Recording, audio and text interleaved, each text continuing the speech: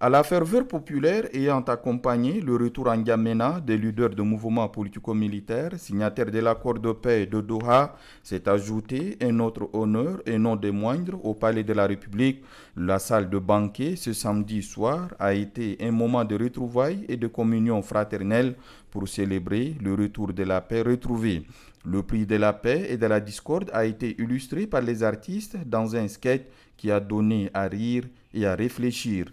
De quoi amener le président du Conseil militaire de transition, président de la République, chef de l'État, général Mohamed Idriss Déby Itnou, à exprimer sa joie de retrouver ses compatriotes qui ont fait le choix de la raison, faisant ainsi allumer la flamme de l'espoir. Prenant l'exemple sur sa propre personne, le chef de l'État rappelle que beaucoup de jeunes Tchadiens n'ont connu que la guerre, n'ayant généré que désolation, destruction et déchirure. Ce cycle infernal de guerre doit s'arrêter dans notre pays, lance-t-il, invitant ses compatriotes à libérer leur cœur de tout ce qui fragilise la paix.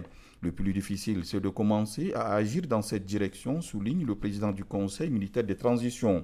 Évoquant l'unité nationale, le président de la République s'est montré intraitable face aux mauvais esprits qui tentent de franchir la ligne rouge, celle de disloquer l'unicité de la République. Le Tchad est un, uni et indivisible.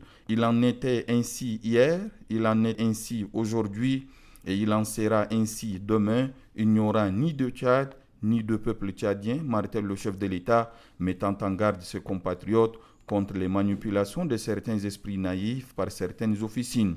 Nous serons sans pitié face à toute tentative de division de quelque nature que ce soit et d'où qu'elle vienne, a clamé le chef de l'État. Du haut de la tribune, le président de la République a lancé une nouvelle fois un appel patriotique aux politico-militaires qui hésitent encore à rejoindre les assises du dialogue national inclusif et souverain.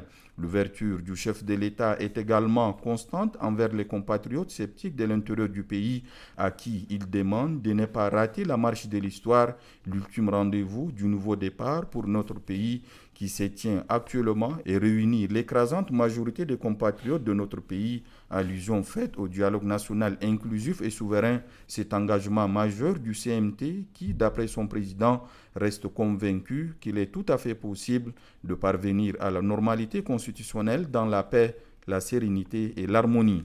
Le Conseil militaire de transition n'est pas venu au pouvoir par la force. Nous n'avons pas versé une seule goutte de sang tchadien.